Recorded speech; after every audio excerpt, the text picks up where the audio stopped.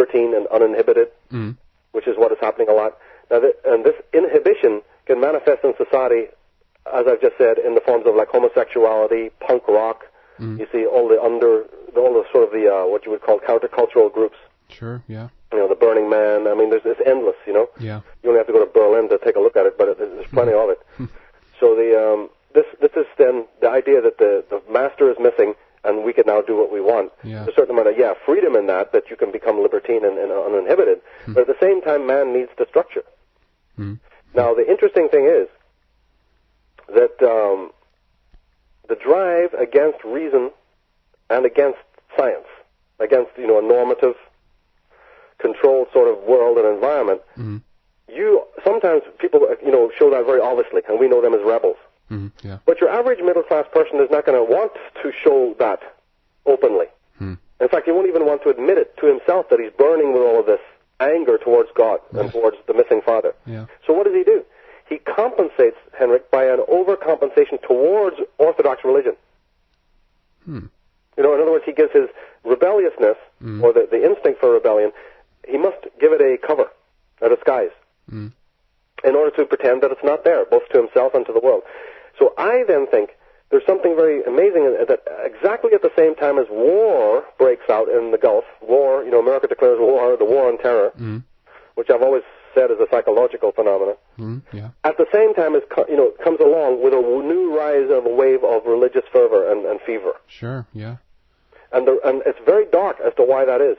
And Fight Club picks up on this because if the religious zeal is in fact a cover for a deep disenchantment and a deep sense of anger and hatred that is partly being processed through war, and I go into this a lot on the 2012 DVD, the whole elaborate details of it. Yeah. If that is the case, and that the religious fervor that's sweeping America is just a cover, just a ruse, not that the people will understand this. But in many video clips that I've shown, and many other video clips that I have, all the evangelists talking on stage, you will notice that they're very angry. Yeah, yeah. You only have to watch it. There's tremendous anger and just hatred pouring out of them, but it's slightly, sublimated.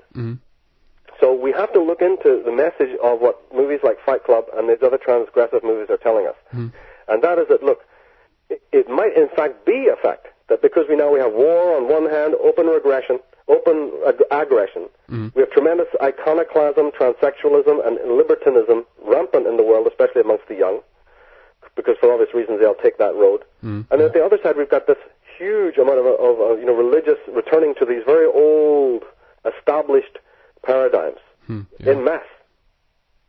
Taken together, man, those three things is not very pleasant to look at because they're telling you that really it's over. Society, civilization is crumbling. Yeah. And if you look at the movie Fight Club, you will find that there's no real solution there. Because the society is schizoid, and the character of Fight Club is unfortunately schizoid. Yeah, He's not even aware that, he's a double person. Exactly, yeah. And he wakes up in a lunatic asylum at the end when the whole thing's over, Yeah. So whether people like or don't like the movie, just let's look at the idea here that what is the movie about? Aggression. Right? Fight Club. It's about men who are now sick of their masculinity. And it's a good thing. I mean, you do need to go through that phase where the guy beats himself up in the office of his boss. Remember that? Yeah, sure. What is that? That's saying, I am leaving your stupid, pathetic little roles. I don't no longer want to be shuffling these papers. I no longer want to be this, buttoned-down person in prison by this role. Yeah. So I've always said that that's fine. Being able to know what you don't want to do, knowing that you want to get out of this straitjacket is one thing, and there may be a period of aggression while you break out of that shell. Yeah.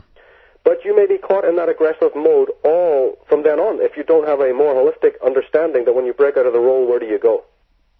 Exactly. And American Beauty talks about this. The film American Beauty, which is, again, a very transgressive film since the narrator in that movie is dead. I love it. Yeah, that's right. Fantastic. Yeah. The narrator of the movie is not even alive. Yeah. What a fantastic idea. and the Fight Club too. That once you want to dispense with the role, because you see, in the role you don't deal with people. So there's a tremendous loneliness in everyone. Yeah. Because in the role you don't deal with people at all. You're dealing role to role. Yeah. So when you really want to bond with somebody, you're not able to because you're bonding with a role. Only a person can bond with another person and have a full flow, what I call meaningful meaningful friendship. Yeah, sure. Because I despise the word relationship and will not use it. But if you're in the role, well, you can forget about meaningful friendships or relationships. Because all you have is a role-to-role, programmed, utterly superficial thing. Now, the character in Fight Club, you see, is sick of that. Yeah. He wants to step beyond the role. But in order to do that, it is not so easy. Because if you step out of the role, you are now an outsider. Yeah. It might make it worse. It might make the fact that you're not able to bond with anyone at all. But the fact of the matter is that you're not able to bond with anyone while you're still suffering in the role. Exactly. Now, one of the other classic things that happen in Fight Club is when the guy thinks he's got a problem and he goes to see the psychologist, so-called, with a small p. The psychologist recommends him to go to, therapy sessions to see what suffering is like. Yeah. I love that line, to see what suffering is like. Meaning that the so-called middle-class corporate individual who just goes to work every day and who's just living, he thinks he suffers, but it's a fake suffering. It's like what George Carlin talks about. He says, you think you suffer. Yeah, but you ain't in Biafra with a bowl watching your family dying of starvation. That is suffering. Yeah, it's always the comparison. Yeah, of course. Right. I'm not downing people's individual, angst, but I'm just saying, let's be factual about it here. That, the suffering is pretty much an illusion, and in the Fight Club they bring that up, that the guy has to go to therapy classes to basically see other people who've gone through suffering. Because he's so immune to it. Our societies have made us immune. And this ties in, of course, with the famous quote from Carl Jung, where he talks about that why people don't transcend is because they avoid legitimate suffering. Right? He claims that the secret of neurosis, the secret of the reason why people are neurotic and psychotic, is that they're trying to escape from what he referred to as legitimate suffering. And I want people to think about that because it's very, very important, again, tying into this connection with the darker side of yourself. No, you don't want to suffer. You don't want to look at the dark side of anything. You want to go and medicate yourself. Sure. You want sweet drinks to sweeten your life because you can't look at anything that's unsweet. And the media knows exactly how to sell you that whole idea, and that's what we're living in. We're living in an escapist aspect because we're not listening to those voices within ourselves. Sure. And that's what the character in Fight Club is doing. But here's the thing. Because the person is so trapped inside the roles and doesn't have any relationship or bonding with anyone, the only way that he can find that bonding then is through fighting. Because when he meets his alter ego, right, the Brad Pitt character, whose name in the movie is, what was it? Jack something? No, Jack is the narrator, right? Oh, okay, yeah, that's right, yeah. Tyler Durden. Tyler Durden. That's it. Yeah. Tyler is his alter ego. And the first thing that basically Tyler is telling him is, hit me as hard as you can. Yeah. Right? That became an important line. Sure. Hit me as hard as you can. Meaning the only relationship that you're capable with somebody is a violent reaction. Now, in Fight Club, they make it physical violence. Sure.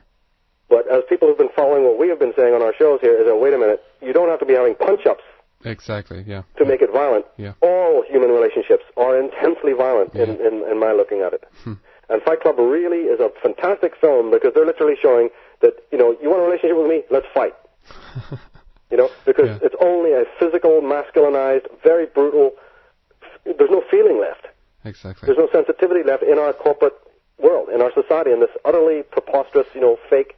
It's to me, it's like down to the cellular level. It's like a stimulus-response kind of communication. Yeah, and you may ritualize it, and it may have its own, within ritual societies, fighting, conflict, or any kind of ritual, sparring has an aspect of necessity. But in this movie, you see it becomes like the main thing. It's the main bonding concept. Yeah. And women might say, well, that's because it's a movie all about men. Of course, if you came to a women's circle, it would be all different. Well, maybe, but, there's violence on all sorts of levels. Yeah, there is. And women are capable of psychic violence just as much as men are capable of physical violence. So, we got to look into those questions because it's not just so simple as saying, as many critics have criticized the film, go, well, that's just a male pipe dream issue there, Yeah, we're not talking about men. We're talking about the masculine principle. And believe me, the masculine principle is very, very pronounced in women also. So this is a very, very universal concept here. Yeah. But I just really thought that was a very powerful, idea. And this idea of breaking out of the roles is what you see in the movie All About Schmidt. Yeah. Where this guy has now become completely useless because, he's got old. America doesn't recognize you if you pass, 40 or whatever. Yeah. So, and his wife has died, and he's pretty much, what do I do with my life now that I'm, past the insurance sell-by date? Yeah. And the guy becomes a drifter. He literally becomes a drifter and goes through all these really interesting experiences. I really adore that film. Yeah, yeah. But he's become redundant. In Vanilla Sky, you see the same thing as, that they're telling you that the whole of your universe, the whole world that you live in, is a world that is projection of your own consciousness. Yeah. Meaning of your ego consciousness. So at the end, the movie is like, can I escape from myself? Can the ego break through its own production? Yeah. And maybe is death the only way that can be done? The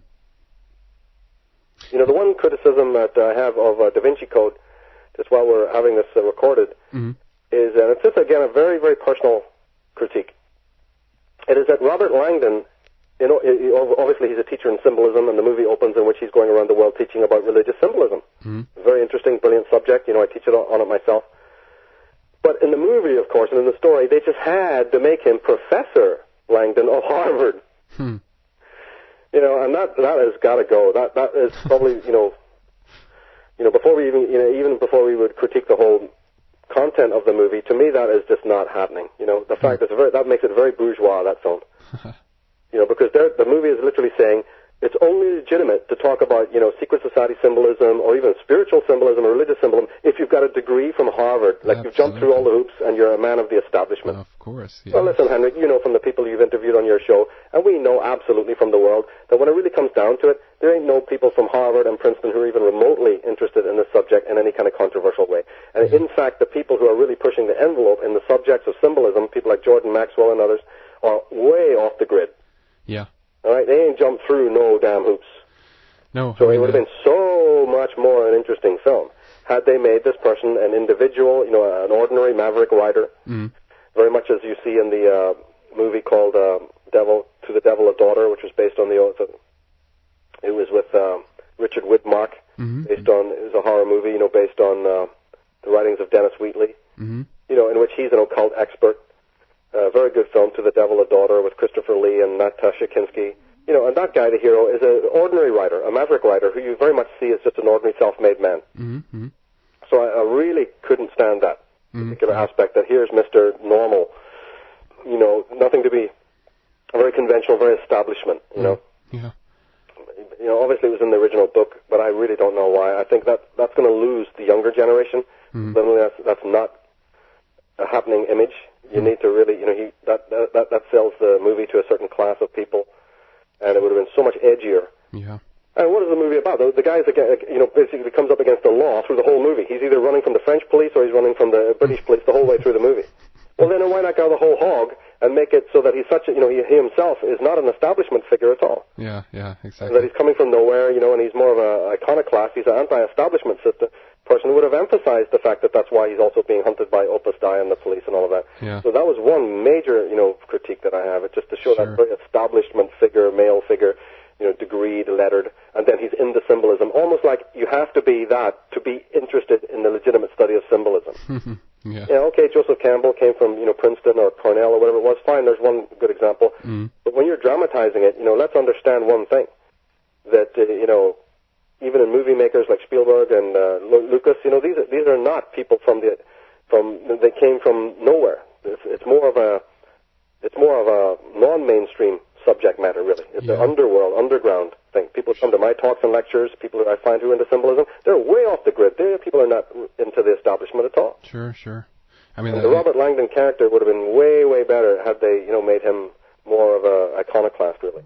Yeah, absolutely. I mean, it's I think it's at this point it's about avoiding, going through that indoctrination period. That's why people are, being able to break free from the grid in that sense, and that's it. What's in most cases that is what makes people brilliant, because they don't have gone through the regular indoctrination education. So.